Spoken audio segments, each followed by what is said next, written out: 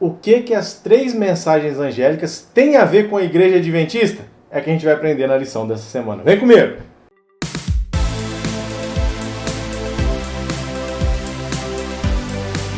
E aí, meus saleiros, minhas luminárias, tudo certinho com vocês? Bem-vindos mais uma vez aqui ao nosso canal. Graças a Deus, nós estamos muito felizes porque a lição tem alcançado aí muitas pessoas, mas a grande maioria que assiste não se inscreve.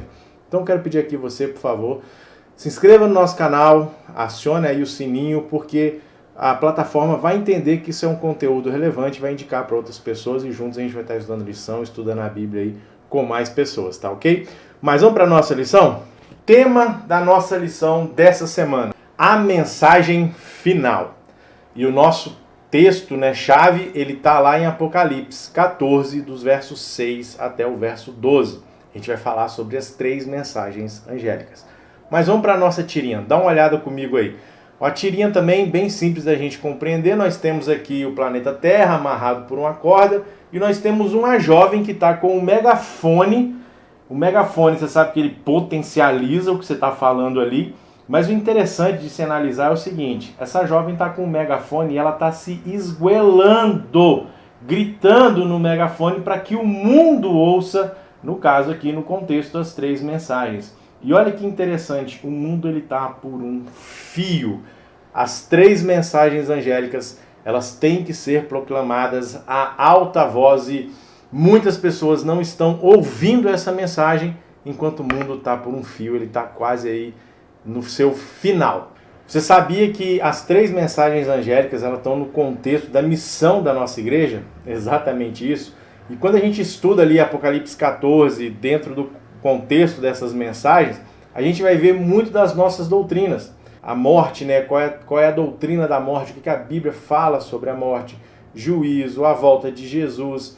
Então essas mensagens estão diretamente ligadas com a mensagem geral da Igreja Adventista do Sétimo Dia, qual eu e você fazemos parte. Se você não faz parte, mas está assistindo aqui a gente, nós temos esse conceito dentro de um estudo bíblico, dentro, vamos assim, de um apoio bíblico, tá legal? E as três mensagens, elas são muito bem divididas. Nós temos ali três anjos que chegam com essas mensagens, e a primeira fala de juízo. Chegou a hora do seu juízo. E a gente compreende, a gente linka essa mensagem lá com o livro de Daniel, as 2.300 tardes e manhãs, sobre o santuário. O segundo, ele expõe, ele escancara ali os pecados de Babilônia. E o terceiro fala para as pessoas ficarem ligadas ali quanto à marca da besta, para não se deixar enganar pela marca da besta, e que aqueles que não vão guardar a marca da besta, eles vão guardar os mandamentos de Deus e ter o testemunho de Jesus Cristo. Esse é o contexto das três mensagens. Essa mensagem começou a ser pregada a partir de 1844. Os pioneiros da nossa igreja estudaram, buscaram, entenderam tudo isso. E em 1846, José Bates, juntamente com o casal White, prepararam ali um documento falando diretamente sobre as três mensagens angélicas. E hoje nós continuamos pregando e temos que conhecê-las e destrinchar. E é isso que a gente vai aprofundar mais aqui durante o restante da nossa semana. As três mensagens angélicas são as últimas mensagens a serem pregadas nesse mundo. E quando que elas começaram a ser pregadas, então? Quando começou o tempo do fim? A gente sabe que a partir de um estudo de Daniel 8,14, as 2.300 tardes e manhãs, os milleritas, Guilherme Miller, entendeu que Jesus voltaria ali no período entre 1843 a 1844. Depois de muito estudo e pregação, a gente falou isso aqui já, a gente já contou como surgiu esse movimento, mas depois de muito estudo, Samuel Snow, que era uma pessoa até contrária a Miller, mas depois se converte, ele chegou à conclusão que Jesus voltaria em 22 de outubro de 1844. E as pessoas começaram a pregar, só que o que aconteceu? Jesus não voltou. Com isso, os adventistas, aqueles que aguardam a volta de Cristo, eles foram expulsos das suas igrejas. Muitas igrejas não os receberam de boa fé. E o movimento millerita, ele não queria fundar uma igreja, ele queria realmente ter um reavivamento para que pudesse falar-se da volta de Jesus, para proclamar que Jesus estava voltando. E se a gente for para Apocalipse 14, verso 8, vai estar falando ali para o povo de Deus sair de Babilônia.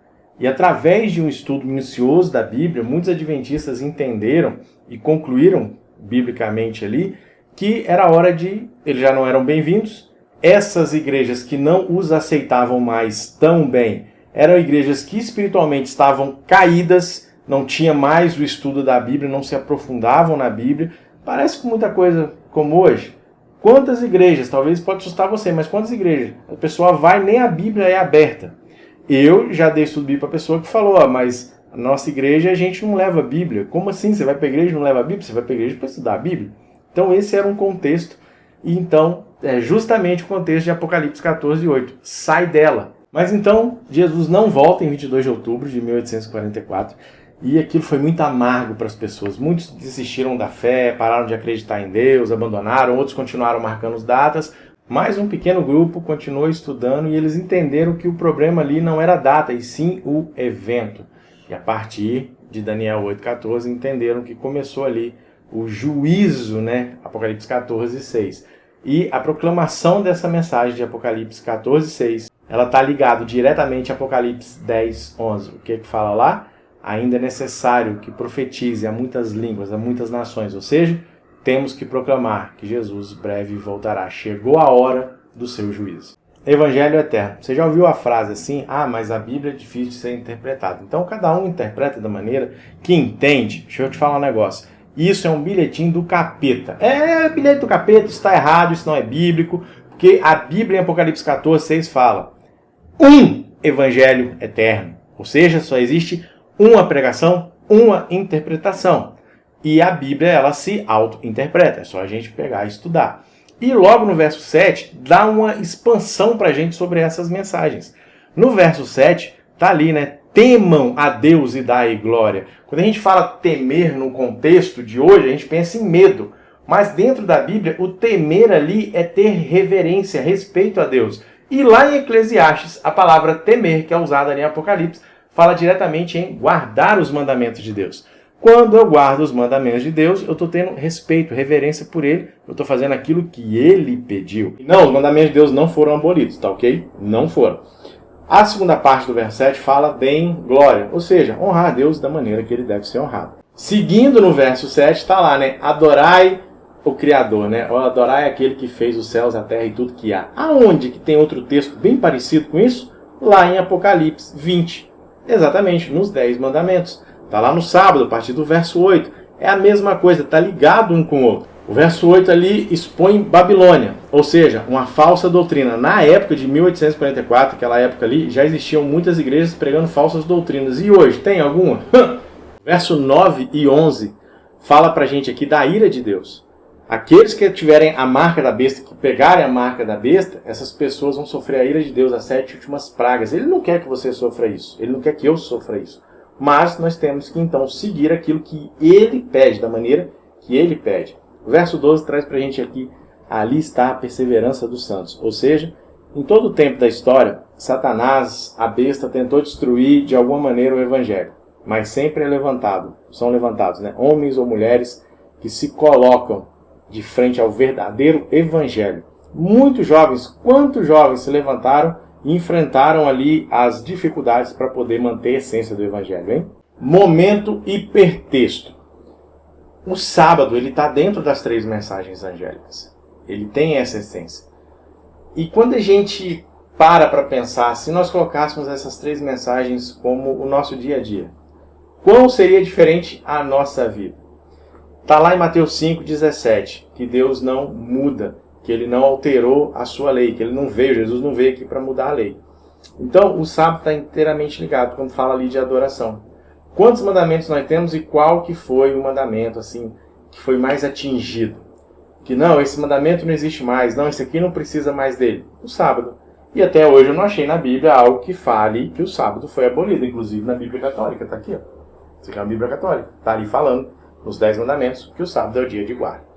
Mas pegando esse contexto, uma mensagem que chama para um despertamento, que chama para o juízo de Deus, e essa é a nossa palavra, mensagem. Então, dentro desse contexto, a palavra mensagem, o que que vem? Eu vou colocar aqui o seguinte, mensagem, verdade.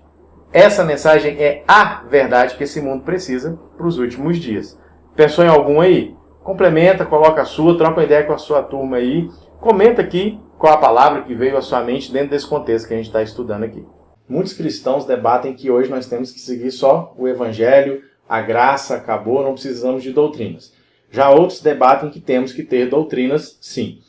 Jesus Cristo ele deixa bem claro que os dois têm que andar junto. Lá em João 7,16 traz pra gente, por exemplo, Jesus pega a Bíblia e vai lá ler. Dá uma lida aí, é um versinho pequenininho. Mas você vai ver que Jesus está falando o seguinte, que os ensinamentos não vêm dele, vêm de Deus.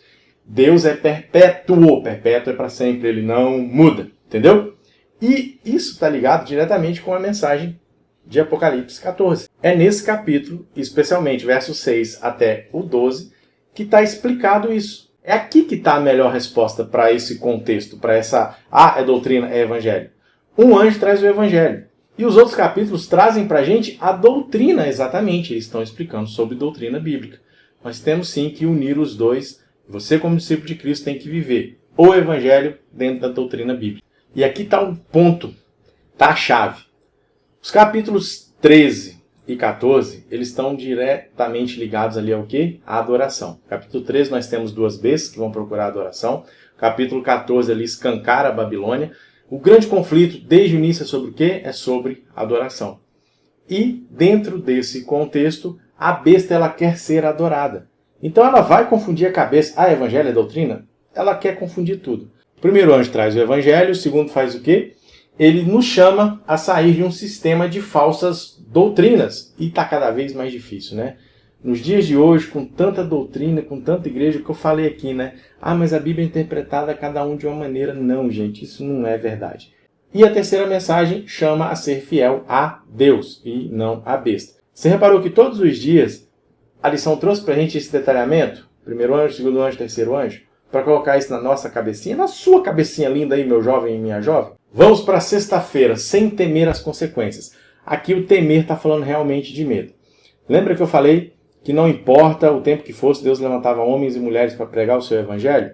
Nos últimos tempos, desde 1844, isso tem acontecido. Mas lembra lá da tirinha, o mundo com a corda, e esses fios da corda foram arrebentando e ela está por um fio. É esse momento que nós estamos vivendo.